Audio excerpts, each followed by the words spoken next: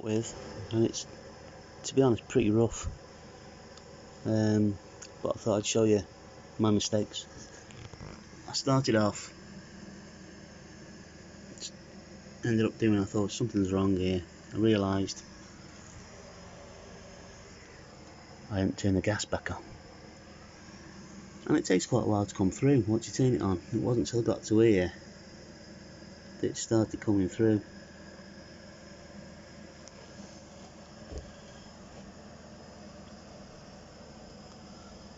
And it wasn't until I was about here it was anything like acceptable. As you can see, I'm not even on target most of the time. That's down to me and the fact that my welding mask is just about had it. It's very dark, scratched lens, so I'm struggling to see what I'm doing.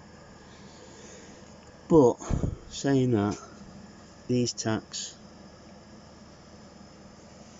I guess they'd hold the patch together. I didn't attempt to run because I couldn't actually see where I was going, so I just kept wandering. I went over these and say, this is what happens when the gap's too wide.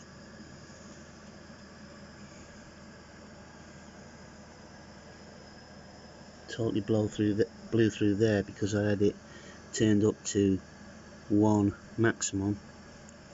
All these were on 1 minimum, which I think is probably safe to say is all you're going to get away with on this gauge of metal. And this panel is off a Volkswagen T4 1995 model, so you know it's 26 years old, something like that. I think they made it out of thicker stuff then, because the wing that I put on, like flimsy things. So if you're welding that kind of stuff on this little welder here, I don't think you'll be able to go up to the actual next setting from 1, certainly not onto 2.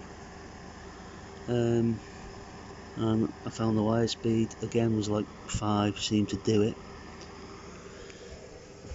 I can't see this gas lasting very long, and I think the regulator's rubbish.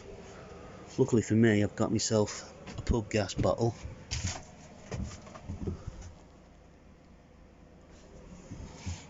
As soon as I get that filled up, get a regulator for it, I won't be worried about running out of gas. I can play around a bit more. So what I'm going to do next is I'm going to grind all this off, cut a couple of squares out, see if I can do an example of what a patch would be like. And I've also got some new steel which I'm going to try to weld, probably a 1.5 or 2 mil piece into this and see how it holds up. I think it's just going to be a series of tacks for me, close tacks rather than a run, because I can see it still blowing through down to my skill levels basically. I just thought you'd like to see what it's like when a novice rips a box open of this Clarke MIG Pro 90 and attempts to weld something. That's what you're going to get until you play around and get all the settings right for you and whatever you're welding. Yeah, there's a lot of things gone against me here because the light in this shed's not the best. My welding helmet's knackered, my eyesight's goosed, so I couldn't really see the weld pool as well as I'd want to.